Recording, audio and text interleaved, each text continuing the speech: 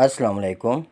میرا نام ہمایوں افتخار راجہ ہے اور ایک خبر کے مطابق اسلام آباد میں رجسٹرڈ شدہ لیکن اسلام آباد کی حدود سے باہر واقع 18 ہاؤسنگ سوسائٹیز کی رجسٹریشن دوبارہ منسوخ کر دی گئی ہے۔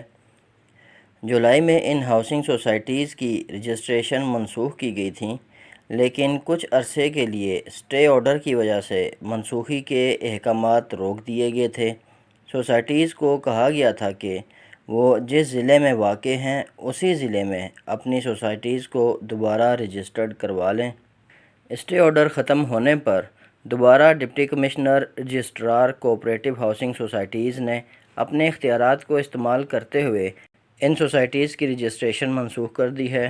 جن سوسائٹیز کی رجسٹریشن منسوخ ہوئی ہے ان کے نام درج ذیل ہیں: Pakistan professional cooperative housing society, engineers cooperative housing society, state life insurance cooperative housing society, KRL employees cooperative housing society, PARC employees cooperative housing society, Islamabad cooperative housing society, PAEC employees cooperative housing society, PWD employees cooperative housing society, national police foundation cooperative housing society, OGDC employees cooperative housing society, federal Shariat court employees cooperative housing society, وابڈا employees cooperative housing society, veterans cooperative housing society, OGDC officers cooperative housing society, foreign office cooperative housing society, foreign office cooperative housing society, ministry of commerce cooperative housing society,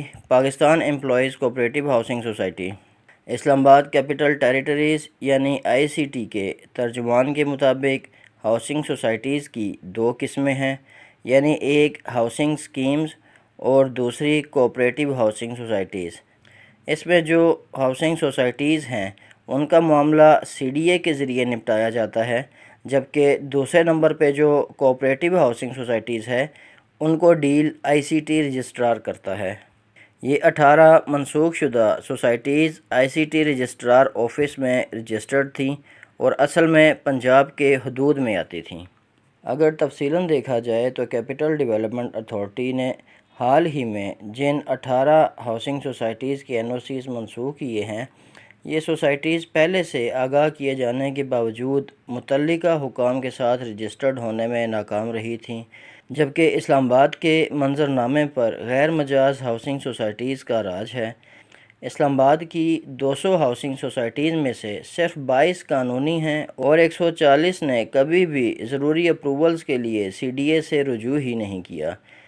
ایک اندازے کے مطابق zone 2، 4 اور 5 میں تقریباً 90% علاقہ CDA کے control میں نہیں ہے۔ یہ تعداد حیران کن ہے۔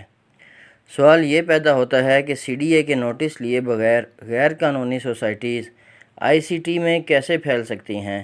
کیا CDA انچارج نہیں ہے اس ایریے کا؟ کیا بلڈرز نے CDA پر قبضہ کر لیا ہے؟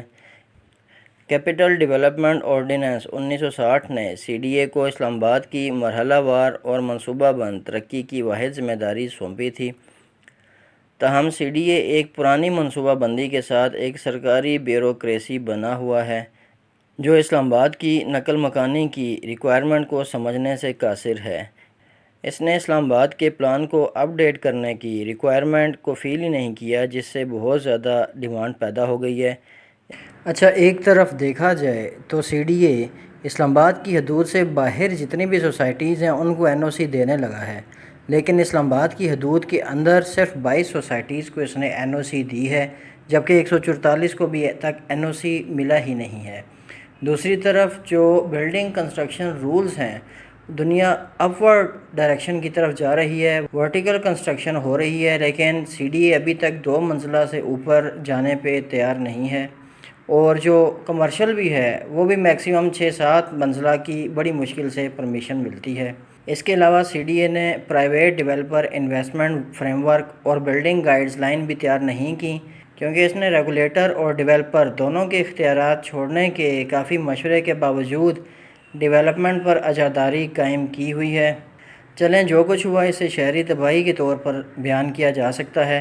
1990 کی دہائی تک اسلام آباد پرائم ریئل اسٹیٹ کا مرکز بن چکا تھا، اس نئے موقع کے ساتھ ریاست کے ہر ادارے اور سرکاری محکمے کو وہاں زمین کا ایک ٹکڑا چاہیے تھا۔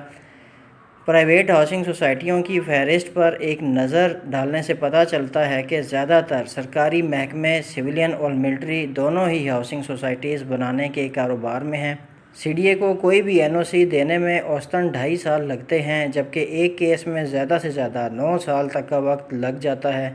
اتھارٹی نے گزشتہ 30 سالوں میں صرف 22 این او سی اور 24 ایل او پی جاری کیے ہیں، جو کہ ایک بہت عجیب سی روایت لگ رہی ہے۔ جبکہ ڈیولپرز کو دیکھا جائے تو وہ بھی سسٹم کو گیم کرنے سے باز نہیں آتے۔ وہ پلاٹوں کی زیادہ فروخت اور زمین کی ملکیت کے جعلی ریکارڈ رکھنے اور ڈیولپمنٹ کام بروقت مکمل نہ کرنے کے لیے بدنام ہیں۔ ایسے معاشروں کو ترقی کرنے میں دہائیاں لگ جاتی ہیں۔ ڈیولپمنٹ ورک کی تکمیل کے لیے آن ایوریج 12 سال کا وقت ہوتا ہے، جو کہ بہت سے معاملات میں 2 دہائیوں سے زیادہ تک چلا جاتا ہے۔ سی ڈی اے کے پاس ان بے ضابطگیوں پر نظر رکھنے کی صلاحیت بہت کم ہے۔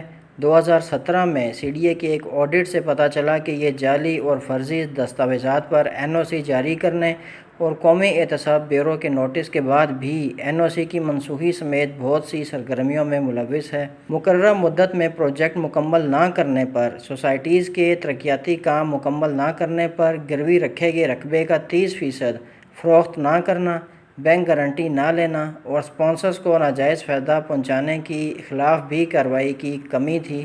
جبکہ کوئی سوسائٹی نہیں بنتی تو یہ سب آپشن سی ڈی اے کے پاس ہیں جو کہ وہ یوز کر سکتا ہے۔ سی ڈی اے نے گزشتہ 25 سالوں میں کمپلیشن لیٹر کسی سوسائٹی کا بھی جاری نہیں کیا۔ جبکہ دوسری طرف اسلام آباد کے 3 زونز، زون 2، 4 اور 5 کا کل رقبہ 13,52,360 کنال ہے۔ جبکہ آڈٹ رپورٹ میں انکشاف کیا گیا کہ ہاؤسنگ سوسائٹیز نے صرف 91,611 کنال یعنی کل 6.8% رقبے کے این او سی حاصل کیے تھے، اور باقی 93% رقبہ غیر قانونی ان کے پاس ہے۔ یعنی سمجھ لیں یہ سارا علاقہ غیر قانونی سوسائٹیوں کا ہے، اور ان غیر قانونی سوسائٹیز کی وجہ سے لوگوں کی محنت کی کھربوں کی کمائی یعنی 5.2 کھرب روپے تک لوٹے جا چکے ہیں۔ ہاؤسنگ سوسائٹی اور لینڈ ڈیولپمنٹ پاکستان میں بڑے پیمانے پر اسکیم بنے ہوئے ہیں، کیونکہ ریگولیٹرز اور ایڈمنسٹریٹر طاقتوروں کو مفت کے پلاٹ بانٹنے لگے ہوئے ہیں۔ ہاریزونٹلی پھیلنے کے بجائے ورٹیکلی کنسٹرکشن پر توجہ دینی چاہیے۔